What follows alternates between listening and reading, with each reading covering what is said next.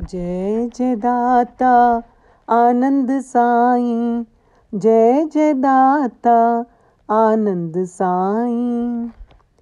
प्रार्थना।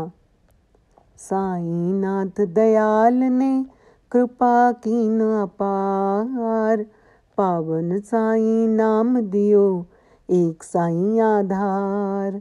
साईं माँ के नाम की महिमा अपरंपार, मैया तेरे रूप पर जाएं सद बलिहार। साईं तेरे नाम में सदा रहे हम लीन, तेरे इस जग में प्रभु रहे साईं आधीन। हम तो हैं बालक सभी मैया साईं नाथ, मैया तुझको पाए के हम हैं भय सनाथ। साईं तुझसे बिछड़ के पड़े काल के फंद, मैया अब ना बिछड़ना काट दो सब बंद। हम तो कुछ भी है नहीं जो कुछ भी हो आप, अंतर्यामी रूप से घट घट रहियो व्याप। जय जय साईं नाथ की जय प्रभु पूरन काम, परम दया से हे साईं भक्ति देओ निष्काम। हे माँ दया कृपा क्षमा, हे माँ दया कृपा क्षमा, हे माँ दया कृपा क्षमा। श्री साईं गीता श्लोक नंबर 2192। श्री साईं गीता की ये प्रार्थना बहुत ही पावरफुल है। श्री आनंद साईं जी कहते हैं कि मेरे साईं जी ने हम पर अपार कृपा की है, जो कि नाम आधार दिया है। नाम की महिमा अनंत है, अपरंपार है। श्री बाबा सरकार का रूप अति सुंदर, पावन, मन भावन है। हम श्री बाबा पर बलिहारी जाते हैं।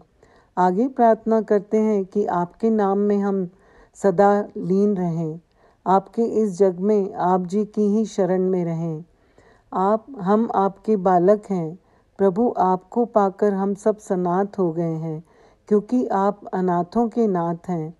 जीव सब संसारी वासनाओं में पड़कर श्री साईं जी को भुला देता है तो काल के फंदे में फंस जाता है और फिर बाबा से प्रार्थना करता है, अब आप ही मुझे बचाना, मेरी रक्षा करना। इस सारी ईश्वरी रचना के अंदर सबसे ज़्यादा रक्षा उस प्राणी की होती है जो अपने आप को श्री साईं चरण कमलों में अर्पित कर देता है। कोई निजी इच्छा नहीं रखता, कोई वासना नहीं रखता। जो दुख सुख आए वो खुशी से सहन करता है। अच्छे कर्म और बुरे कर्म हर एक प्राणी के साथ लगे रहते हैं, लेकिन जो भी प्राणी श्री साईं जी की इच्छा में रहते हैं उन्हीं की रक्षा होती है। वो जिंदगी की बाजी जीत जाते हैं। मनुष्य कुछ भी करे, ईश्वर की मर्जी ही पूरी होती है, तो क्यों ना हम ईश्वर की मस्ती में रहें, उनका भजन करें। जो ईश्वर का भजन करते हैं वो बहुत संकटों से बच जाते हैं। जो एक ईश्वर को ही अपना आधार मानते हैं वो भक्त धन्य होते हैं। आज आपको एक किस्सा बताती हूँ। ऋषिकेश में एक संत रहा करते थे। वे जन्म से ही अंधे थे। उनका नित्य नियम था, शाम को वे पहाड़ों पर भ्रमण करने के लिए निकलते और रास्ते में नाम संकीर्तन करते जाते थे। एक दिन उनके शिष्य ने पूछा, बाबा आप हर रोज इतने ऊंचे पहाड़ों पर जाते हैं, वहाँ बहुत गहरी खाइयाँ हैं, आपको डर नहीं लगता कि आपको दिखता भी नहीं है? बाबा उस समय चुप रहे।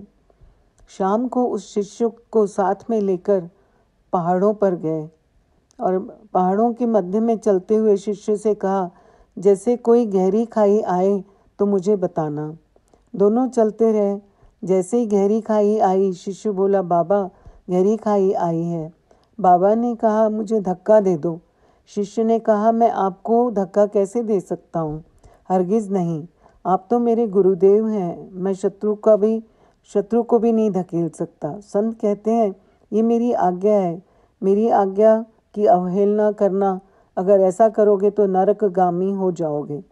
शिष्य कहता है, मैं नरक भोग लूँगा लेकिन ऐसा नहीं करूँगा।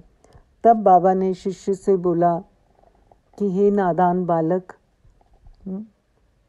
तुझ जैसे साधारण इंसान भी मुझे धक्का नहीं दे सकता, तो मेरा मालिक मुझे कैसे गिरने देगा।